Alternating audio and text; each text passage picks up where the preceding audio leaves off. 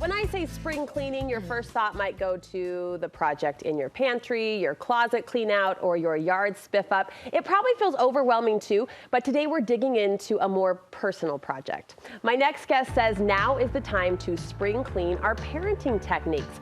Basically spruce up, declutter, and clean out unhealthy practices.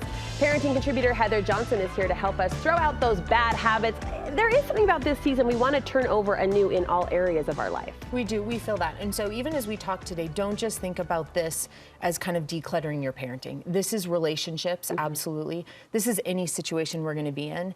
And I think sometimes we also get caught up in thinking, you know, spring cleaning is like that. Valentine's Day, I think sometimes is like this. True. Where we find ourselves in these situations and we kind of know changes need to be made or know there's things we could do different. And we go, oh, well, I'll take care of that closet when it's spring, right? I'll show love on Valentine's Day. Yeah. And so although the season does elicit and spark it and fire it up in us, know that anytime you recognize that a change could be made or strength could be gathered, we want to do that even if it's October. Today no matter the season. Today can be your start. It can be. At any time. You have 6, I'll call them to-do tasks for our parenting spring clean out. First, you want us to throw out the blame. Yes, we're going to start there. We're going to start by getting rid of blame. So here's the thing. Blame is just getting rid of uncomfortable emotions. That's all blame is. Blame is just the discharge or the getting rid of uncomfortable emotions. And so as parents, oftentimes we blame our kids and we even like to blame everyone else, right? So we feel uncomfortable as parents and so we put the blame somewhere else so we don't have to deal with it. We put it on someone else. Okay. So when it comes to our kids, in fact, I just experienced this a couple weeks ago. My husband were out of town and it was a Saturday. We happened to be sitting by a pool in California. And a little girl, probably 18 months old, maybe 20 months old, she came right next to my chair and she was running a little bit, you know, like toddler legs do. Sure. And she slipped and fell. And she's just, you know, 2 feet from me. And immediately her dad comes around the pool and he is saying out loud for all of us to hear, if you would have held my hand, you wouldn't have fallen. If you would have listened to me, this wouldn't have happened. I told you that, and immediately starts to blame her for what's going on. Which is us, all parents. All of us. In so many moments. All of us doing that regardless of the age of our children. Yeah. Right? As he felt embarrassed and uncomfortable, right, he then blamed her. And so we're very quick to blame when we feel uncomfortable. We also blame other people. You know, our kids have maybe challenges with technology or they're not doing really well in school. And we say, well, that teacher or that cell phone company or those friends down the street, that's blame. It feels uncomfortable to us. We put it somewhere else so that we don't have to deal with it. We don't have to own it. Let's get rid of that this year. Let's throw out the blame and let's be done with it. I like that. You also want us to throw out the fear. We parent from fear often. Things we're afraid might happen, things that we won't be able to handle. And so anytime we're working with our kids or with anyone and we're parenting from what we're afraid of or anxious in, those things we can't control, we're not going to be building relationships. So instead, we want to go off of the things that we know. You know, we might not know and we might be afraid of what could happen in the future, but I do know that I can tackle hard things, or I do know that my relationship with our children means the most. I know that. And so if I can think about the things that I know, it will wipe out the things that I'm afraid of. So it's mindfulness, it's being present in what I am and what I have control over. And what I can control, and more importantly, again, those things that I know.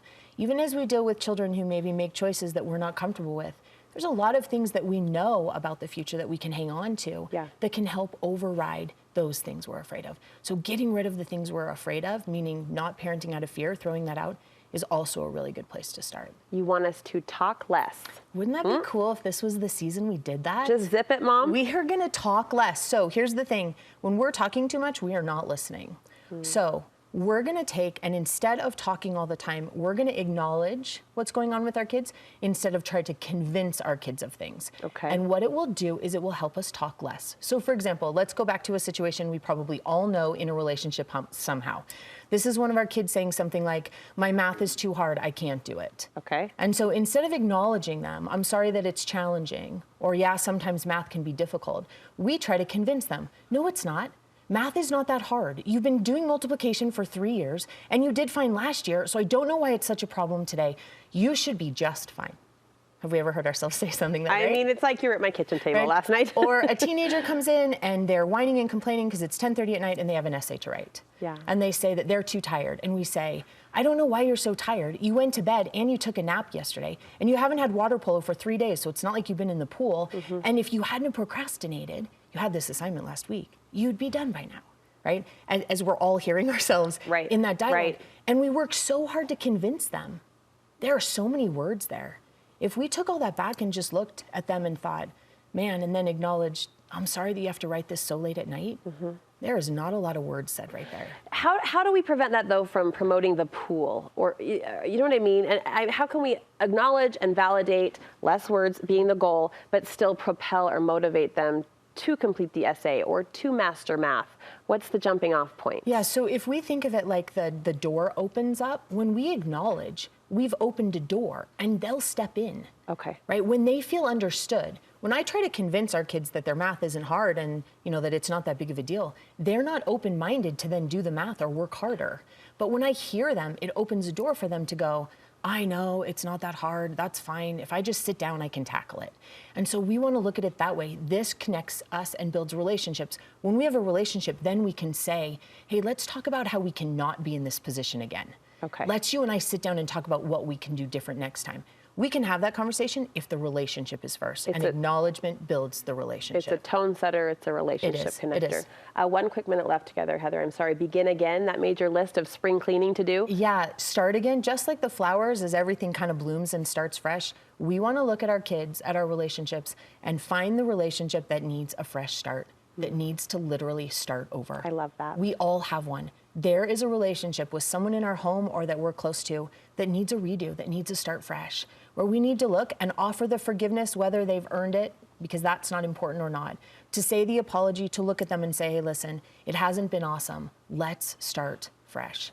It's the perfect opportunity for us to start fresh. Now's the time to do it.